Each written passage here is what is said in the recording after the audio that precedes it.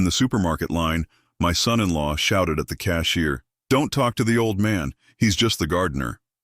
My daughter and grandson laughed, but what my son-in-law didn't know was that I was the one paying his salary. On Monday, I made sure to demote him to toilet unclogger. I'm glad to have you here. Follow my story until the end and comment the city you're watching from, so I can see how far my story has reached. I never thought a simple trip to the grocery store would become the moment everything changed.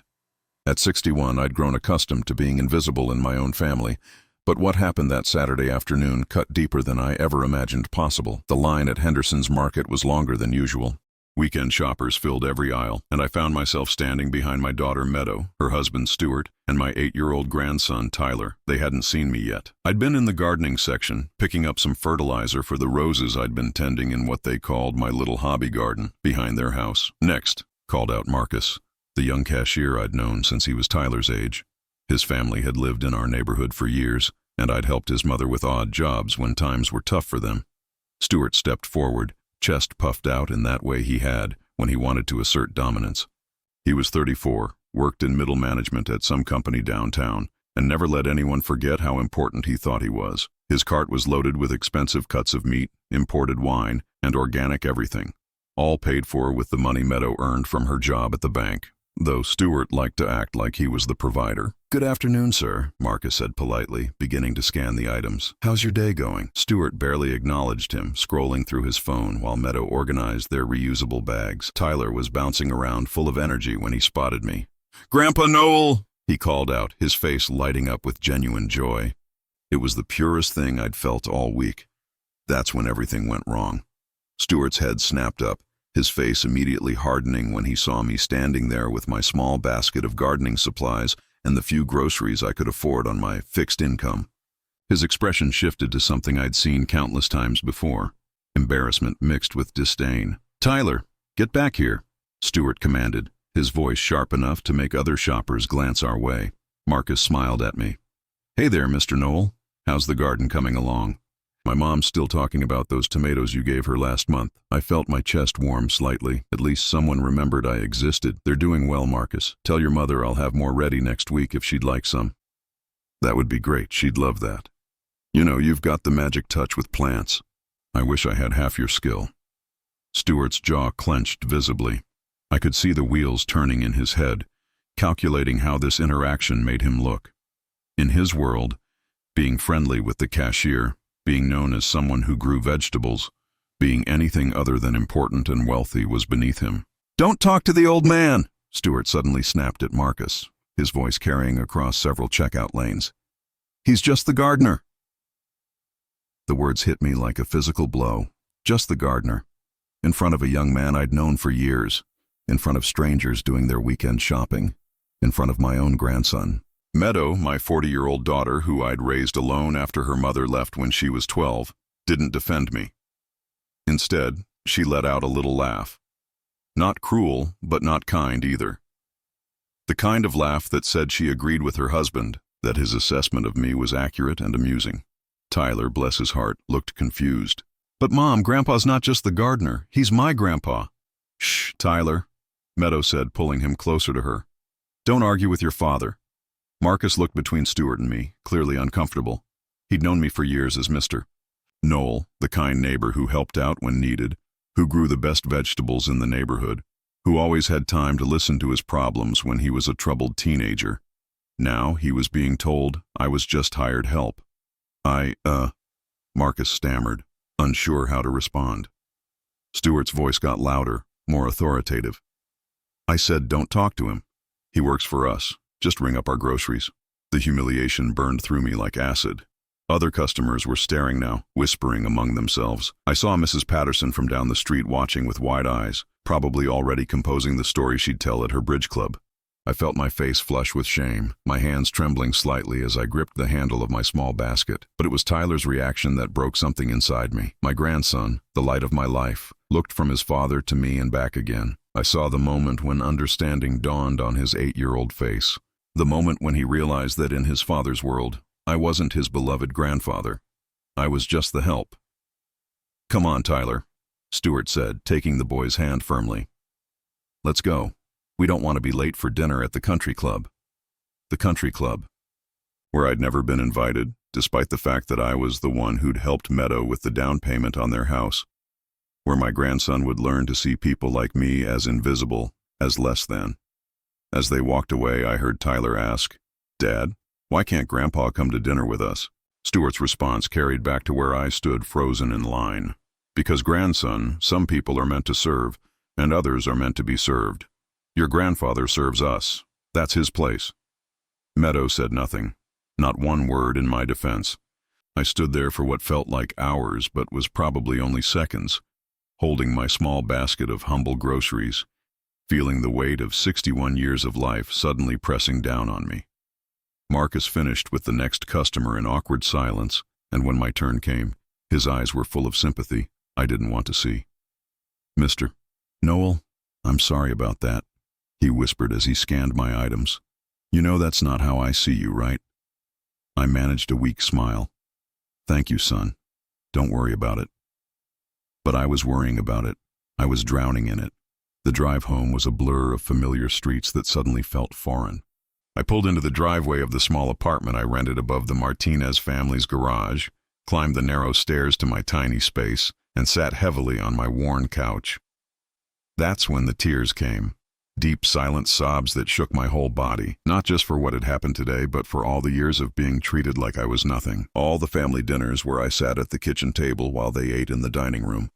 All the holidays where I was expected to help serve but not really participate. All the times Tyler had been told he couldn't spend too much time with Grandpa because I might fill his head with the wrong ideas about life. I'd told myself it was enough just to be near them, just to be part of Tyler's life in whatever small way they'd allow. I'd convinced myself that love meant accepting whatever scraps of affection they were willing to throw my way. But sitting there in my small apartment, my body still trembling from the humiliation, I realized something had broken inside me today. Something that couldn't be fixed with patience or understanding or hoping they'd eventually see my worth.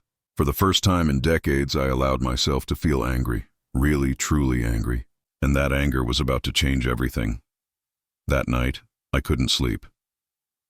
The humiliation at the grocery store played over and over in my mind like a broken record. By 3 a.m, I found myself sitting at my small kitchen table with a cup of coffee, staring at the stack of financial documents I kept in a locked drawer, documents that would shock Stuart speechless if he knew they existed. My hands shook slightly as I opened the folder marked Hartwell Industries. Inside were stock certificates, board meeting minutes, and quarterly reports for a mid-sized logistics company that employed 237 people. A company that Stuart worked for as a regional supervisor, making $68,000 a year plus benefits. A company I owned. I'd founded Hartwell Industries 23 years ago when Meadow was 17 and college was looming. Back then, I was working construction during the day and driving delivery trucks at night, desperate to save enough money to give my daughter opportunities I'd never had. My back was destroying itself. My hands were permanently stained with grease and concrete dust. But I was determined that Meadow would never struggle the way I had. The logistics business started small. I noticed how inefficient the supply chains were for the construction companies I worked with, how much money was being wasted on poor coordination and scheduling. With $5,000 I'd scraped together and a business plan I'd written at this same kitchen table, I started making calls. The first year nearly killed me. 18-hour days, living on peanut butter sandwiches and instant coffee, sleeping 4 hours a night when I was lucky. But slowly, steadily, it grew. Small construction companies started using my services. Then larger ones. Within 5 years, I had a fleet of trucks and a warehouse.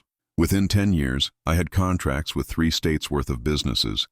I'd built it all in secret, using a business manager and maintaining the fiction that I was just Noel the handyman, Noel the gardener, Noel the guy who fixed things around the house. I told myself I was protecting Meadow from the pressures that came with money, from people who might want to use her for her father's wealth. The truth was more complicated than that. I was protecting myself from their judgment, from their potential greed, from the fear that they might only want me around for what I could provide financially rather than who I was as a person. How wrong I'd been about that last part.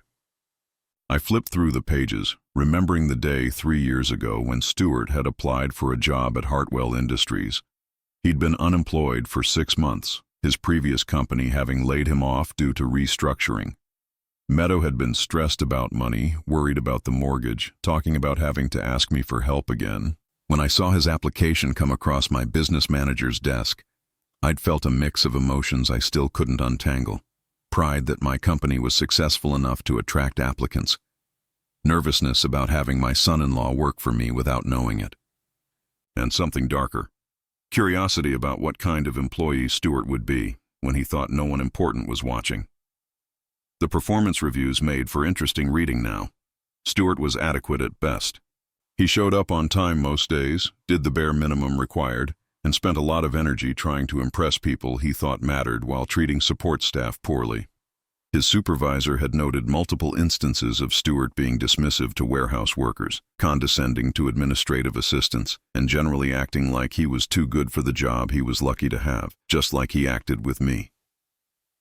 I remembered the day he got the promotion to regional supervisor. Meadow had been so proud, calling to tell me the good news. "Stuart's moving up in the world, Dad. This company really recognizes talent when they see it." I'd bitten my tongue, not mentioning that the promotion came with specific instructions from me to his supervisor to give Stuart just enough responsibility to keep him busy, but not enough to actually damage anything important. It was a glorified assistant position dressed up with a fancy title and a modest raise. Stuart had celebrated by taking Meadow and Tyler to an expensive restaurant and making sure to mention, loudly enough for other diners to hear, that he was now a regional supervisor for a major logistics company. He'd conveniently forgotten to mention that 6 months earlier he'd been unemployed and desperate. The irony wasn't lost on me. The man who'd humiliated me in public, who'd called me just the gardener, who'd told his son that some people were meant to serve while others were meant to be served, that man's paycheck came from my company. His health insurance, his retirement contributions, his paid vacation days, all of it funded by the wealth I'd built while he saw me as nothing more than hired help. I pulled out another folder, this one containing property records. The house where Meadow, Stuart, and Tyler lived wasn't just helped along by my down payment contribution. I'd co-signed the mortgage when Stuart's credit wasn't good enough to qualify a loan. I was technically part owner of their home, though they'd conveniently forgotten that detail over the years. The gardening supplies they mocked me for buying. I maintained the landscaping that kept their property value high. The little hobby garden Stuart dismissed? It saved them hundreds of dollars a month in grocery bills, though they never acknowledged that either. For 23 years, I'd built wealth while living like I was poor. I'd created jobs, supported families, contributed to the economy, all while letting my own family believe I was a failure. I'd sacrificed recognition, respect, even basic dignity, telling myself it was worth it to keep the peace, to stay close to Tyler, to maintain whatever relationship I could with Meadow. But sitting there at 3:30 in the morning, my coffee long gone cold, I finally admitted the truth to myself. They didn't want a relationship with me. They wanted a servant who happened to share their DNA. The realization was like a physical weight lifting off my chest. For years, I'd been afraid of losing them. Now I understood that I'd never really had them to begin with. I thought about Tyler, my sweet grandson who was slowly learning to see his grandfather as less than human. About Meadow, who'd become someone I barely recognized. About Stuart, strutting around like a peacock, completely unaware that his entire lifestyle depended on the old gardener he'd humiliated in public. The anger that had started in the grocery store was growing into something else now, something colder, more focused. It wasn't rage anymore, it was clarity. I reached for my phone and scrolled through my contacts until I found the number for Janet Morrison, my business manager. Janet had been running the day-to-day operations of Hartwell Industries for the past 8 years, and she was one of the few people who knew the truth about my identity. She was also someone who worked weekends and wouldn't mind a late-night call about business matters. "Mr. Hartwell?" Janet's voice was alert despite the early hour. "Is everything all right?" "Janet, I need you to do something for me first thing Monday morning," I said, my voice steadier than it had been in hours. "I want Stuart Morrison's position restructured." There was a pause. Janet knew exactly who Stuart was, the son-in-law who worked for us without knowing his father-in-law owned the company. She'd seen his performance reviews, had heard about his attitude problems from multiple supervisors. "What kind of restructuring are we talking about, sir?" I stared at the financial documents spread across my table, at the evidence of everything I'd built while being treated like nothing. "I want him moved to facilities maintenance. Specifically, I want him cleaning restrooms and handling plumbing issues." Make it a lateral transfer, same pay, but make sure he understands his new responsibilities very clearly. Sir, that's quite a demotion in terms of prestige. Are you sure about this? I thought about Stuart's voice echoing through the grocery store. Don't talk to the old man, he's just the gardener. I thought about Tyler's confused face, about Meadows' dismissive laugh, about decades of being invisible in my own family. I'm absolutely sure. And Janet? Make sure his supervisor explains that this transfer came from the very top. I want Stuart to know that someone important made this decision about his career. Understood, sir. Anything else? I looked around my small apartment, at the simple life I'd maintained while building an empire in secret.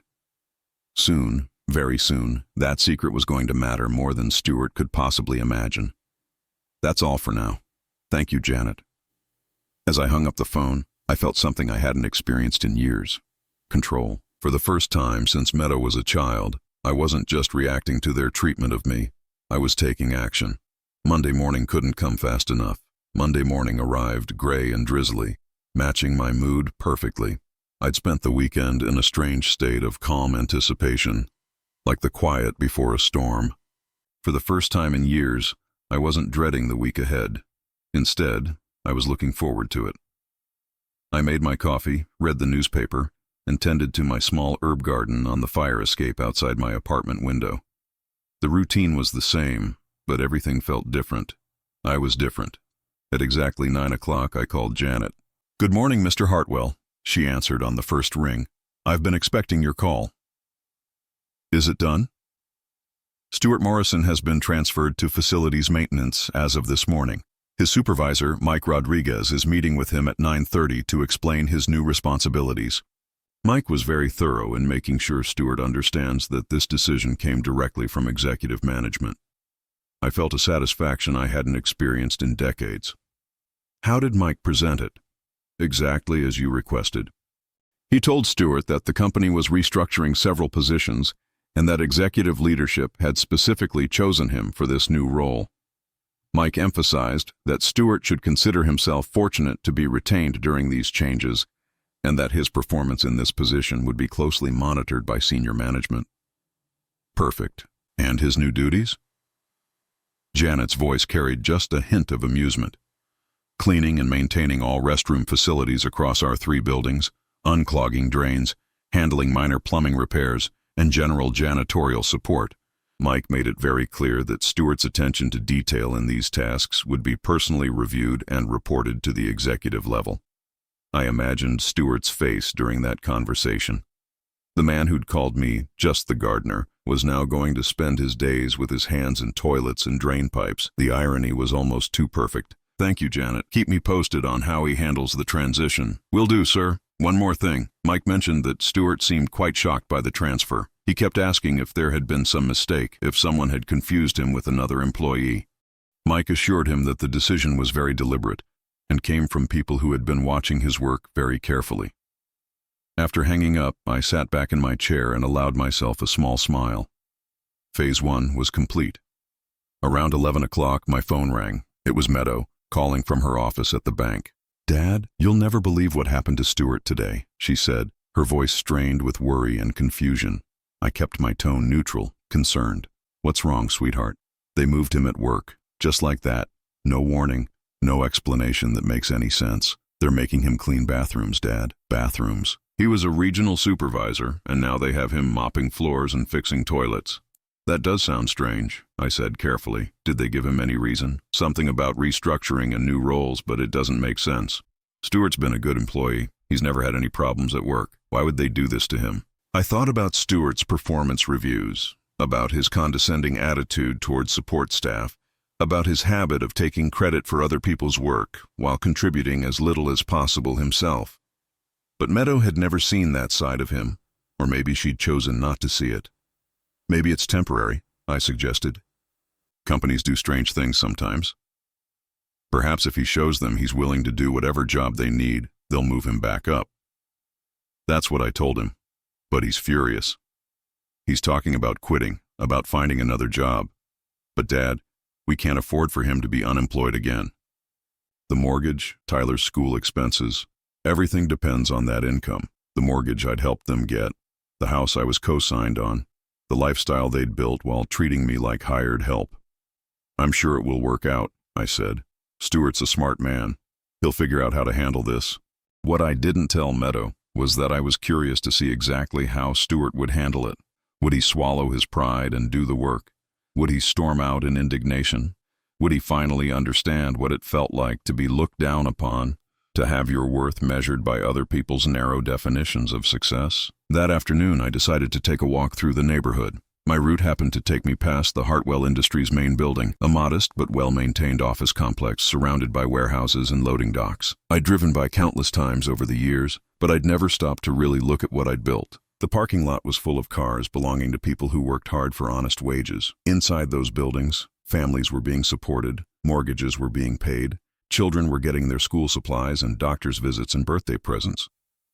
I'd created something real here, something that mattered to more than just my bottom line. As I stood there, I saw a familiar figure emerge from the main building. Stuart, wearing work clothes instead of his usual business casual attire, looking defeated and angry. His hands were dirty, his shirt had water stains, and his face was flushed with humiliation. He didn't see me standing across the street, just an old man out for a walk. I watched as he got into his car and sat there for several minutes, gripping the steering wheel like he was trying to squeeze the life out of it. Through his windshield, I could see him talking to himself, probably rehearsing the complaints he'd share with Meadow when he got home. Part of me felt a twinge of something that might have been sympathy, but then I remembered his voice in the grocery store. "Don't talk to the old man. He's just the gardener." I remembered Tyler's confused face, Meadow's dismissive laugh, the way other customers had stared at me like I was something shameful. That twinge of sympathy disappeared completely. That evening, I was watering my tomato plants when I heard raised voices coming from Meadow and Stuart's house next door. Their kitchen window was open, and sound carried easily across the small gap between our properties. "This is humiliating, Meadow." Stuart's voice was tight with anger. "Do you understand what they're making me do? I have a business degree. I was managing people, handling important accounts, and now I'm cleaning toilets like some. Like some what, Stuart?" Meadow's voice was sharp. "Like some person who works for a living? Like some person who does what needs to be done to support his family?" "That's not what I meant, and you know it. This is beneath me. Whoever made this decision obviously has it out for me. I should quit. I should walk out tomorrow and find something better." "With what job prospects? You were unemployed for 6 months before you got this position, remember? And now you want to throw it away because your ego is bruised?" I heard a chair scrape against the floor, footsteps pacing back and forth. "Maybe I should call your father," Stuart said, his voice taking on a wheedling tone that made my skin crawl. "Ask him to help us out while I look for something more appropriate. He's always offering to help, right? Maybe it's time to take him up on it." My hands tightened on the watering can. Here it was, the moment I'd been expecting. When things got difficult, when Stuart's pride was wounded, the first solution was to turn to the old gardener for financial support. "I'm not asking my father for money," Meadow said firmly. "Dad's done enough for us already. You need to figure this out yourself." I felt a flicker of something that might have been hope. Maybe Meadow still had some sense of boundaries, some respect for my dignity. "Besides," she continued, "it's not like Dad has that much to spare. He lives in that tiny apartment, drives that old truck, shops with coupons. He's probably barely getting by on his Social Security." The hope died instantly. Meadow wasn't protecting my dignity. She just assumed I was too poor to help them in any meaningful way.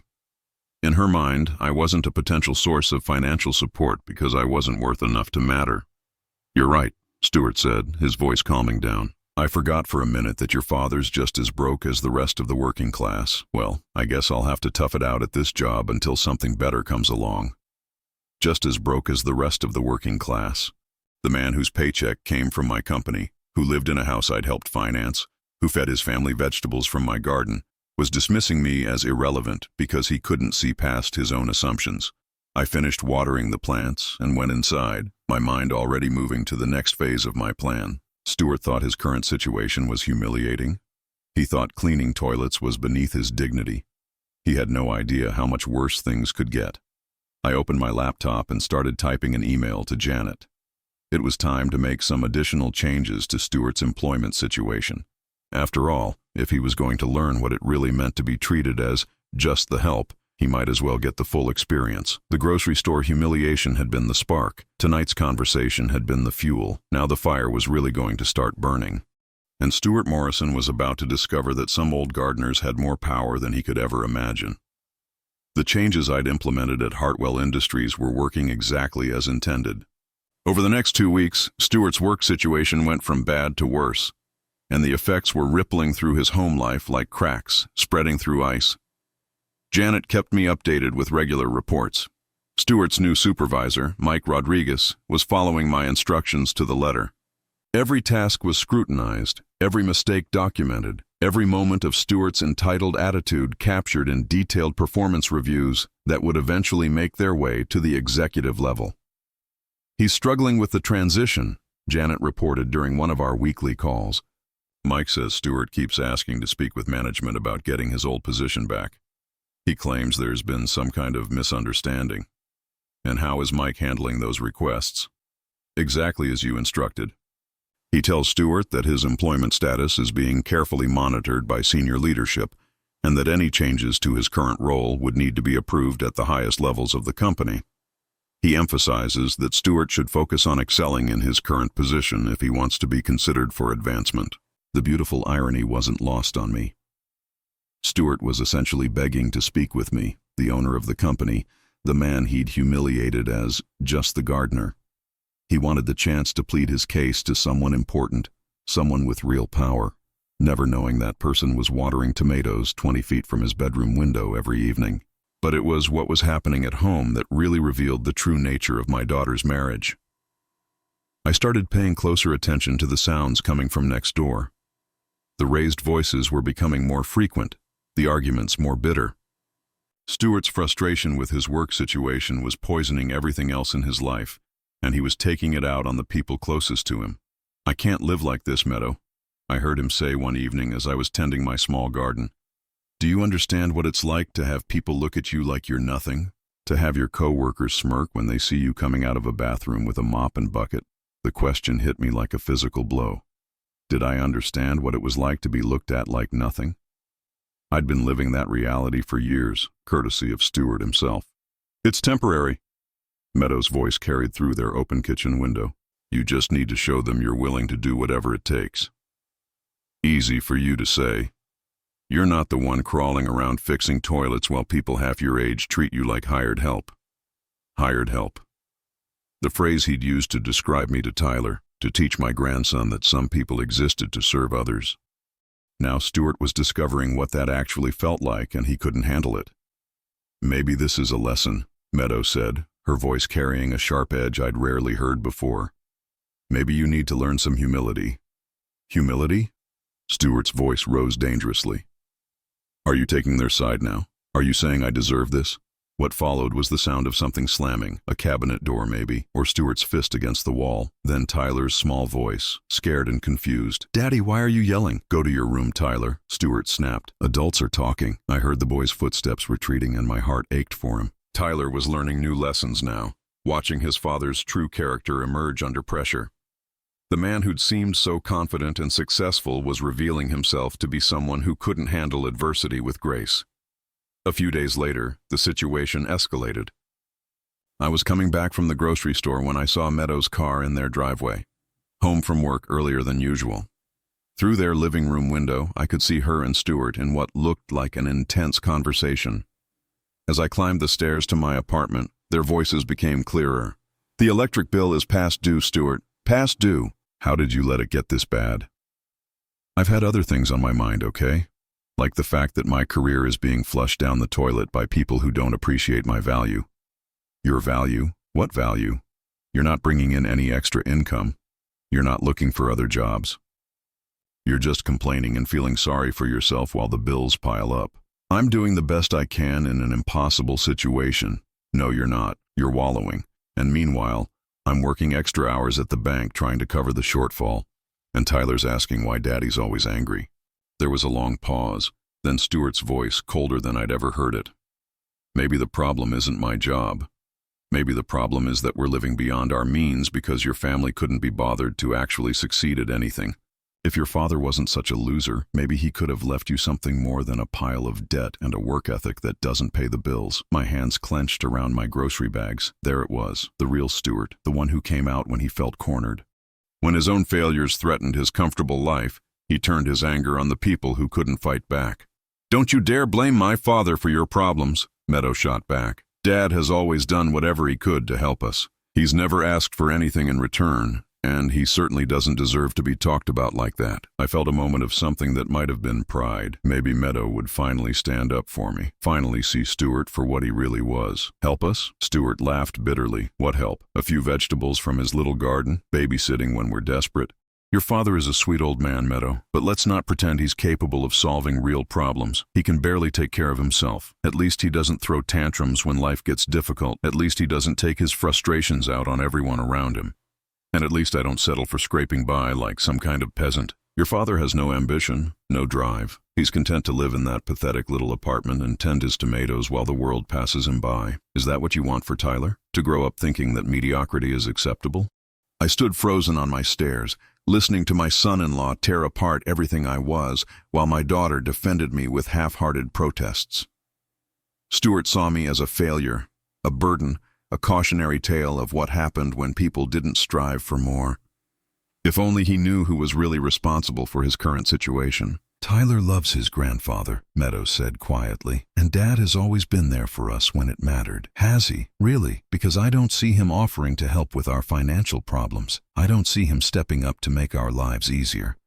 All I see is an old man who expects us to be grateful for vegetables and free babysitting while we struggle to maintain a decent standard of living. What are you suggesting?" Stuart's voice took on a calculating tone that made my skin crawl. "I'm suggesting that maybe it's time for your father to contribute more meaningfully to this family. He's living in that apartment rent-free because the Martinez family feels sorry for him, right? Maybe he should be helping us with our mortgage instead of just existing as some kind of charity case. Rent-free. Stuart thought I was living in my apartment as some kind of charity arrangement. He had no idea that I owned the Martinez family's house, that they paid me rent every month, that their kindness in letting me stay above their garage was actually a business arrangement that benefited them far more than me. "I'm not asking my father for money," Meadow said firmly. "That's not fair to him." "Fair? What's fair about us struggling while he sits in his garden playing with dirt? What's fair about me having to clean toilets while he gets to live like a retiree with no responsibilities?" The conversation continued, but I'd heard enough. I quietly entered my apartment and sat down heavily on my couch, the grocery bags forgotten on the floor beside me. Stuart's true feelings about me were now completely clear. I wasn't just invisible to him, I was actively resented. In his mind, I was a burden who should be contributing more to their lifestyle, a failure who should be subsidizing their success. The man who made his living from my company, who lived in a house I'd helped finance, who fed his family from my garden, thought I owed him more. I pulled out my phone and scrolled to Janet's number. It was time for phase 3 of Stuart's education. If he wanted to understand what it really meant to struggle, if he wanted to know what it felt like when life became genuinely difficult, I was more than happy to provide that lesson. But first, I needed to protect Tyler.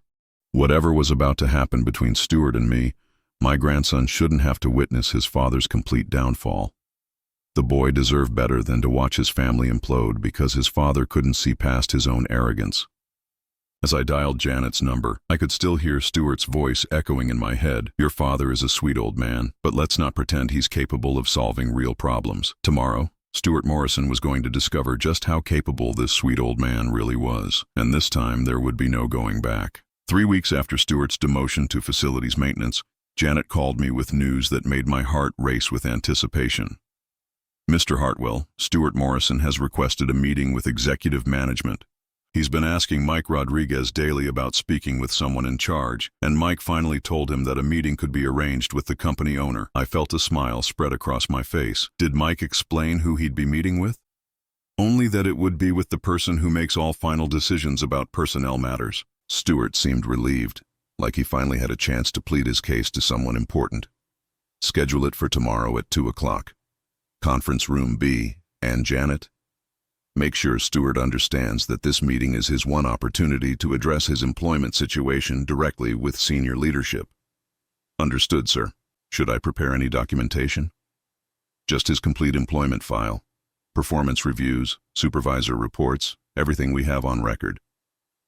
After hanging up, I sat back in my chair and allowed myself to savor the moment. Tomorrow, Stuart Morrison would finally meet the owner of Hartwell Industries, the man whose judgment he respected, whose authority he acknowledged, whose power he desperately wanted to access. He just didn't know that man was the old gardener he'd humiliated in public. That evening, I could hear Stuart on the phone with someone, probably rehearsing his arguments for tomorrow's meeting.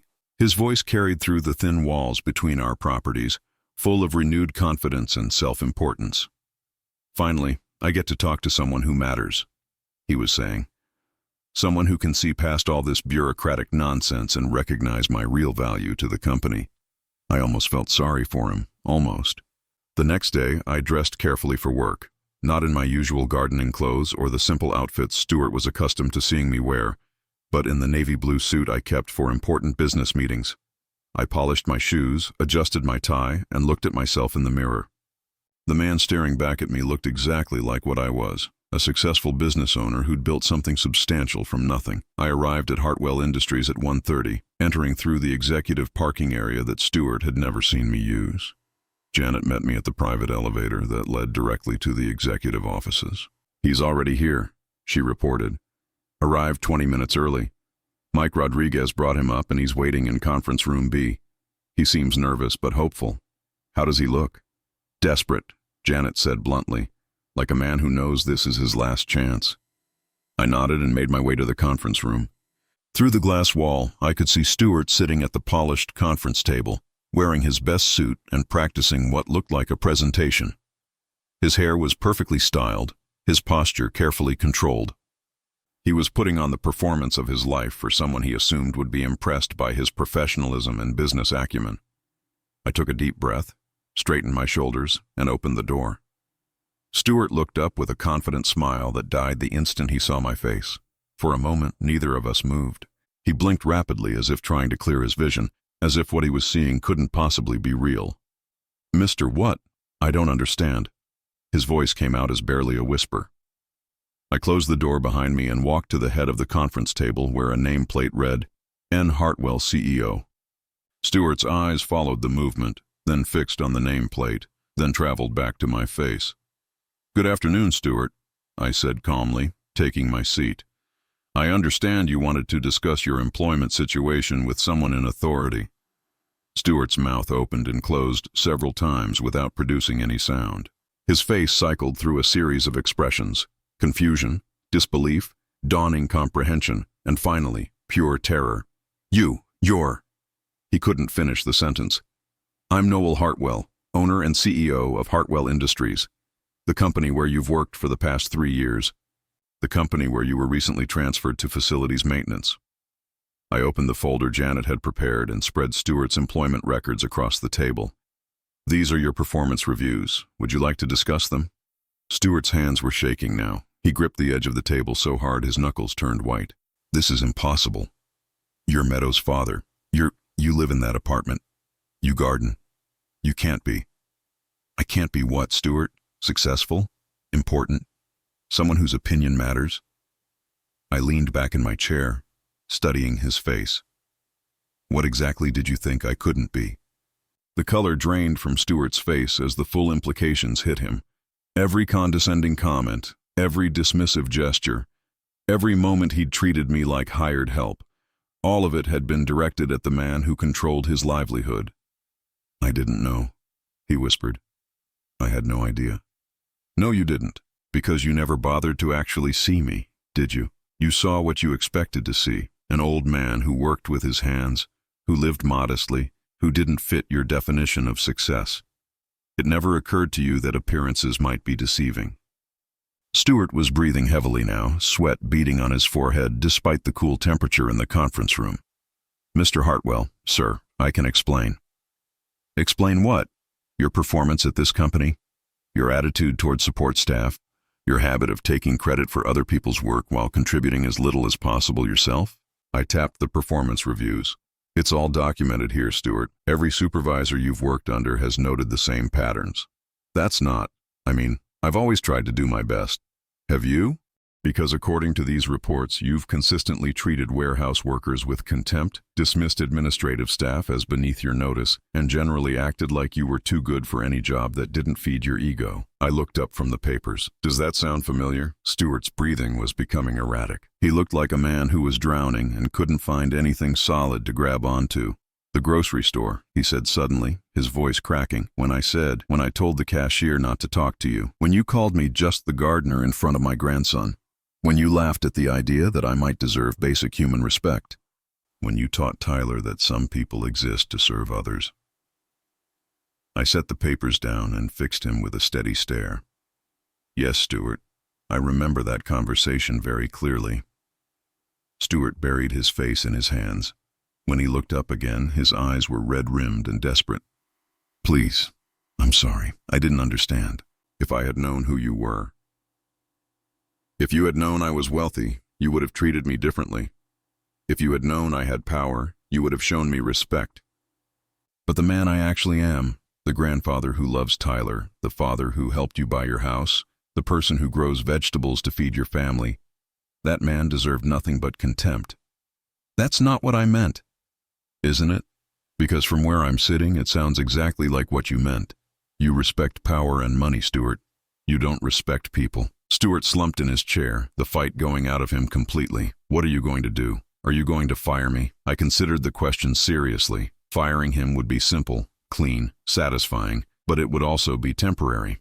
Stuart would find another job eventually, probably learn nothing from the experience and continue treating people the same way he always had. That depends entirely on you, I said finally. You have two choices.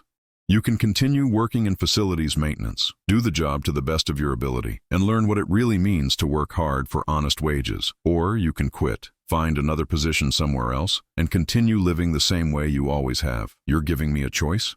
I'm giving you exactly what you've always had. The opportunity to prove what kind of man you really are when no one important is watching.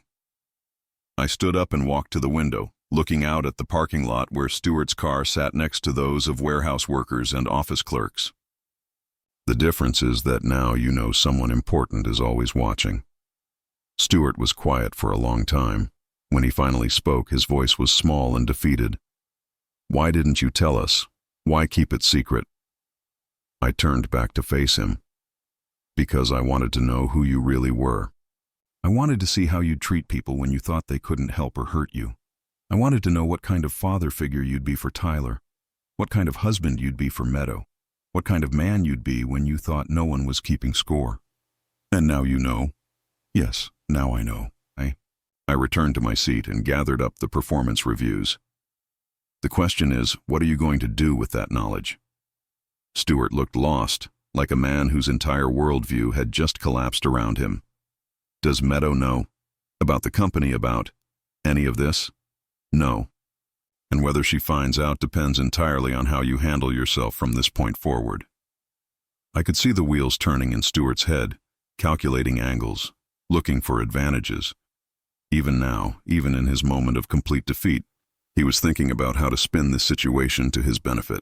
If you're thinking about using this information to try to manipulate Meadow or Tyler, I should mention that there are other consequences I haven't implemented yet, I said quietly. This conversation is just the beginning, Stuart, not the end.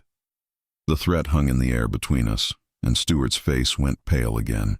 He was finally beginning to understand that his entire life, his job, his house, his comfortable lifestyle, all of it existed at my discretion. What do you want from me? He asked, his voice barely audible. I looked at this man who'd humiliated me in public, who'd taught my grandson to see me as less than human, who'd dismissed me as worthless while living off the wealth I'd created. What did I want from him? I want you to learn what you should have been taught a long time ago, I said. That every person deserves respect regardless of their job or their bank account or their social status. That character isn't measured by what you own, but by how you treat people who can't do anything for you. I stood up and walked toward the door. You start your regular shift tomorrow at 7 a.m. Mike Rodriguez will be watching your performance very carefully, and he'll be reporting directly to me. As I reached the door, Stuart called out one last desperate question. What happens to my family if I fail? I paused with my hand on the doorknob. That's the beauty of this situation, Stuart. For the first time in your life, The consequences of your choices are entirely up to you. I left him sitting alone in that conference room, staring at the nameplate that had just turned his world upside down. Tomorrow would be the real test, whether Stuart Morrison was capable of learning humility, or whether some people were simply too proud to change. Either way, the old gardener was finally in control. The months that followed my revelation to Stuart brought changes I never could have anticipated. Not just in his behavior, but in the entire dynamic of our family, and most importantly, in my own sense of self-worth. Stuart did not quit his job at Hartwell Industries. Instead, he threw himself into facilities maintenance with a dedication that surprised everyone, including me. Janet's reports painted a picture of a man genuinely trying to change, not because he was pretending for my benefit, but because he was finally learning lessons that should have been taught decades earlier. He's been early to work every day for 6 weeks, Janet told me during one of our regular check-ins. Mike Rodriguez says he's stopped complaining about the work and started asking how he can do it better. Yesterday, he spent his lunch break helping train a new employee, showing him the ropes without being asked. I found this hard to believe at first. Stuart had never shown kindness to people he considered beneath him, but Janet's reports were consistent, and more importantly, I was seeing changes at home that couldn't be faked. The angry outbursts had stopped. The constant complaints about his job had been replaced by a quieter, more thoughtful demeanor. Most significantly, Stuart had started treating me differently, not with the desperate respect of someone who knew I held power over him, but with genuine courtesy that seemed to come from a place of authentic remorse. It was Tyler who helped me understand what was really happening. "Grandpa Noel," he said one afternoon as we worked together in my garden, "Daddy's been different lately." "Different how, buddy?" I asked, showing him how to properly stake a tomato plant. "He doesn't yell as much, and yesterday, when we went to the store, he said thank you to the lady who bagged our groceries. He never used to do that." Out of the mouths of babes. Tyler had noticed something that took me weeks to fully comprehend. Stuart wasn't just changing his behavior around me. He was changing his behavior around everyone. The real transformation became apparent about 3 months after our conference room confrontation. I was coming home from my weekly grocery shopping when I saw Stuart in the front yard with Tyler, teaching him how to use basic tools to fix a loose board on their fence. "The important thing," I heard Stuart saying as I climbed my stairs, "is to be respectful to people who work with their hands. People who fix things, who build things, who grow things. They're doing important work that makes everyone else's life better." I stopped dead in my tracks. Stuart was teaching Tyler the exact opposite of what he'd taught him in the grocery store that day. Instead of "some people are meant to serve while others are meant to be served," he was explaining that manual labor had dignity and value. That evening, Meadow knocked on my door. She looked tired but peaceful in a way I hadn't seen in years. "Dad, can we talk?" she asked, settling into my small kitchen table. "About Stuart, about what's been happening."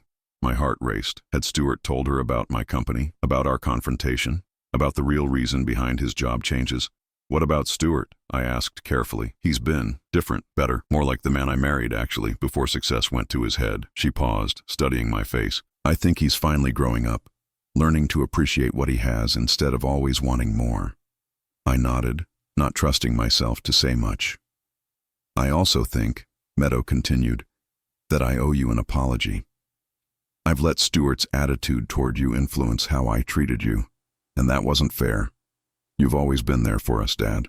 Always. And I haven't been grateful enough." The words hit me harder than I expected. This wasn't the result of Meadow learning about my wealth or my power. This was just her seeing me clearly for the first time in years. "You don't need to apologize, sweetheart," I said, my voice rougher than intended. "Families go through difficult periods. No, I do need to say this. Stuart told me something a few weeks ago that made me think. He said he realized he'd been measuring people by the wrong standards, that he'd been looking at job titles and bank accounts instead of character. He said you were the kind of man he wanted Tyler to become, hardworking, humble, generous. I had to look away to hide the tears that were threatening to spill over. Stuart had said that about me? The man who'd called me just the gardener now wanted his son to be like me? "There's something else," Meadow said. "Stuart wants to invite you to Tyler's birthday party next month. Not to help serve or clean up, as an honored guest. He wants to introduce you to his work friends as Tyler's grandfather, not as anything other than family." The irony was almost overwhelming. Stuart wanted to introduce me to his work friends, the same colleagues who knew me as the owner of their company, though Stuart still didn't realize that. "I'd love to come to Tyler's party," I said simply. Over the following weeks, I watched Stuart continue to evolve in ways that seemed genuine rather than performative.